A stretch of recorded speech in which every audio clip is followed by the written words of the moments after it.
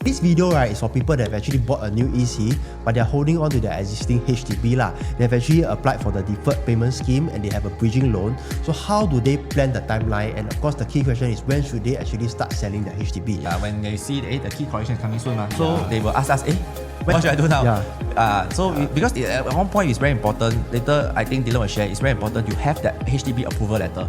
If not, the whole thing will go haywire. Yeah, that's a very important part lah.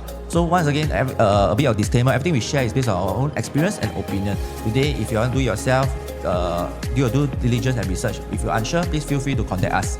So again, what is the normal HDB selling timeline? Okay, of course you find a buyer, you issue the OTP.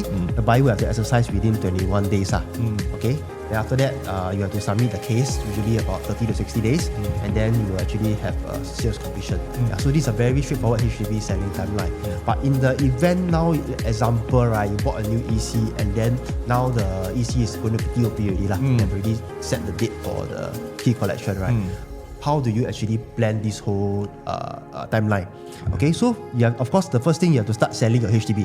Yeah, so when should we sell? So usually it's like if you have bought the EC with the agent itself, right? The agent should keep a lookout on insider news when it's gonna, because they can check with the project IC, the project IC can check with the developer to get some info. So we can agak know when is the key collection. But they won't tell you the exact date, they will tell the range. Maybe quarter lah. So then we will start planning lah, to start marketing lah. Yeah. So you must really, the agent don't disappear lah, you know. As a rule of thumb, about 6 months lah. Yeah, about 6 months. Yeah.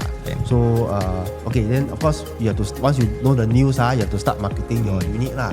Okay, and then you will find a buyer eventually. So this period again depends on your demand for your unit and a lot of factors. So you have to actually, if you think that your unit may be a bit slightly hard to sell, please start marketing earlier. Okay, but if you eventually find a buyer, right, then of course for standard OTP, you only got 21 days option period, and the buyer will actually exercise your unit. Okay, then again, of course you have the submission period. In this case, we can do 30 days submission to HDB. Okay, and then once you submit the case, okay, we will actually wait to get this HDB approval letter. So not acceptance letters, it's approval letter. It's a very different. It's acceptance letter first. Then after, I think you endorse your document first. Then you will get the approval letter. Yeah. So don't confuse these two. Yeah, because acceptance means we have taken in the case. Yeah, you submit it then. We have taken in the case. HDB has aware of your case. Aware of your case, processing.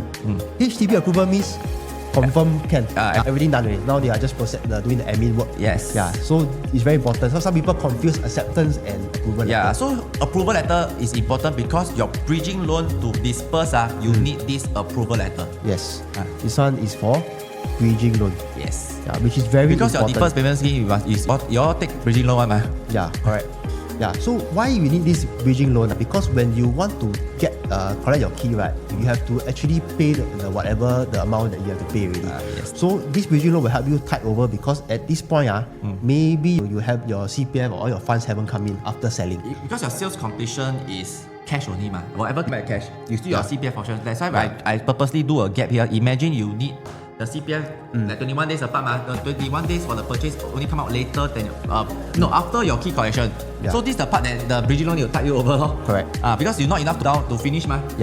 So once your CPF refund, then your law firm, because your law firm were aware of this bridging loan thing already, so they will, once the thing refund, they will help you start to settle the repayment of the bridging loan already. So once it go in, right, then means your bridging loan over already. They'll repay the thing, use the funds to repay.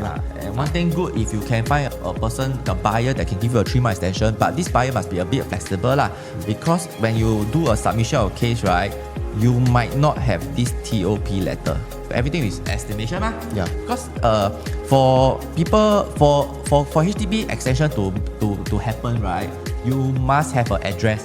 And it must be completed. It must be completed. You must have the key. So the buyer itself must already sign the extension letter from the HDB one, not our own self-drive one, the HDB one.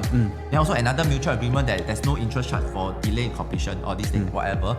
Then when you get this TOP letter, right, you manually write in.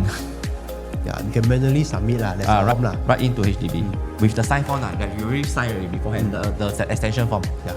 Because you for the submission you cannot put extension because you cannot put The system will allow. because the address is not completed. It's not completed. So once the TOP letter, then you submit all this information to HDB to ask for the extension so that you can get your extension. If you don't know, right, then you don't mail extension, no? So meaning what? This part, once you complete, no house to stay. These are things that you need to know lah. Yeah. So again, of course, once you complete, if you don't have extension, you know how to stay. Imagine your TOP collection is maybe 3 months later or 2 months later, we don't know lah. Right? Maybe then this period don't know house. So this is something that you need to be aware of, which is why we usually try to get a 3-month extension, at least got a buffer lah. Yeah. But whether enough for reno or not have to depend on for condo itself, right, the reno not so extensive because kitchen is done, cabinetry is done. New one. You only need to do the lighting. Then your furniture going here because aircon everything is done. So the reno not so big unless you're gonna do extensive. You're gonna revamp everything. Then you buy resale better. Just kidding. Because new, I mean a lot of things is new lah. So I don't know whether what are the things that you do. Usually not so much. So once again we come to the end of this video. If you are someone that is the key for when your EC is TOP, you don't know when you need to sell, when you need to plan, feel free to contact us. Once again, I'm Matthew. I'm Dylan. See you soon.